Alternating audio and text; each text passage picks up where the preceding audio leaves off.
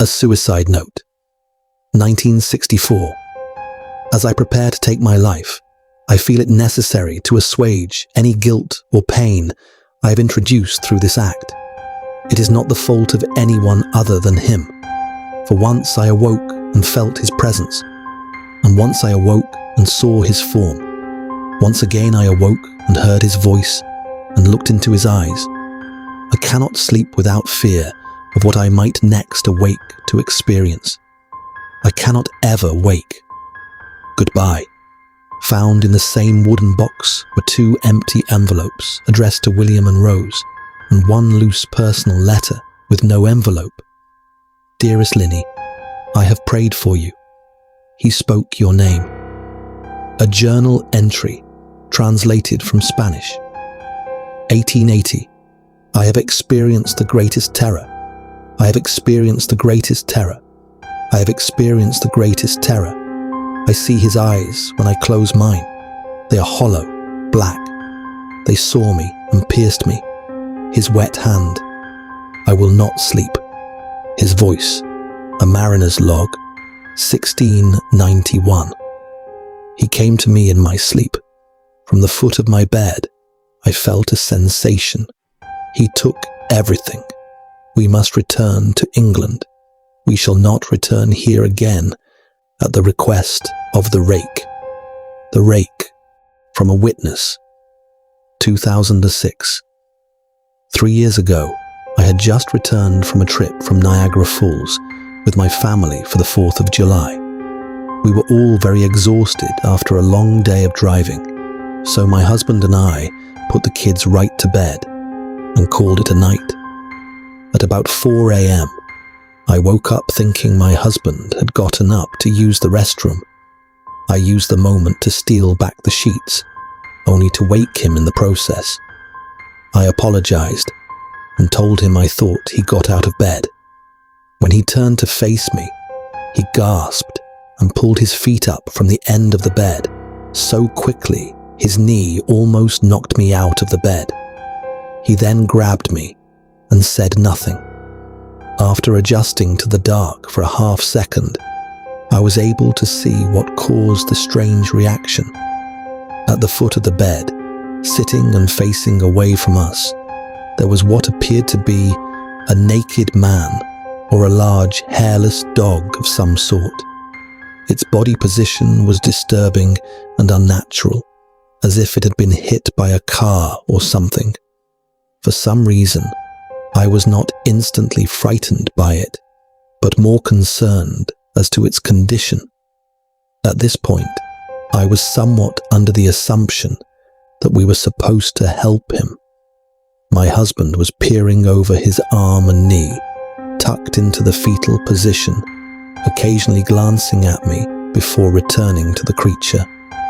In a flurry of motion, the creature scrambled around the side of the bed and then crawled quickly in a flailing sort of motion right along the bed until it was less than a foot from my husband's face. The creature was completely silent for about 30 seconds, or probably closer to 5. It just seemed like a while. Just looking at my husband, the creature then placed its hand on his knee and ran into the hallway, leading to the kids' rooms. I screamed and ran for the light switch, planning to stop him before he hurt my children. When I got to the hallway, the light from the bedroom was enough to see it crouching and hunched over about 20 feet away. He turned around and looked directly at me, covered in blood. I flipped the switch on the wall and saw my daughter, Clara. The creature ran down the stairs while my husband and I rushed to help our daughter. She was very badly injured and spoke only once more in her short life. She said, "He is the Rake." My husband drove his car into a lake that night while rushing our daughter to the hospital. He did not survive. Being a small town, news got around pretty quickly. The police were helpful at first, and the local newspaper took a lot of interest as well. However, the story was never published, and the local television news never followed up either. For several months, my son Justin and I stayed in a hotel near my parents' house. After we decided to return home, I began looking for answers myself. I eventually located a man in the next town over who had a similar story. We got in contact and began talking about our experiences. He knew of 2 other people in New York who had seen the creature we now referred to as the Rake. It took the 4 of us about 2 solid years of hunting on the internet and writing letters to come up with a small collection of what we believed to be accounts of the Rake. None of them gave any details, history, or follow-up. One journal had an entry involving the creature in its first 3 pages and never mentioned it again. A ship's log explained nothing of the encounter, saying only that they were told to leave by the Rake. That was the last entry in the log. There were, however, many instances where the creature's visit was one of a series of visits with the same person. Multiple people also mentioned being spoken to, my daughter included.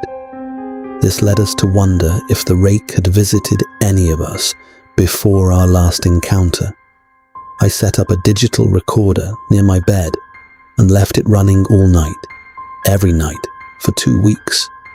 I would tediously scan through the sounds of me rolling around in my bed each day when I woke up.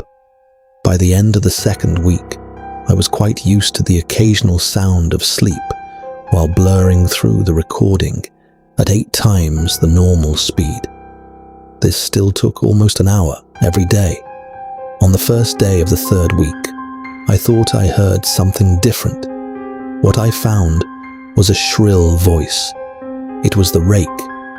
I can't listen to it long enough to even begin to transcribe it.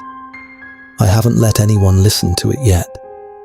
All I know is that I've heard it before, and I now believe that it spoke when it was sitting in front of my husband. I don't remember hearing anything at the time, but for some reason, the voice on the recorder immediately brings me back to that moment. The thoughts that must have gone through my daughter's head make me very upset. I have not seen the Rake since he ruined my life, but I know that he has been in my room while I slept. I know and fear that one night I'll wake up to see him staring at me.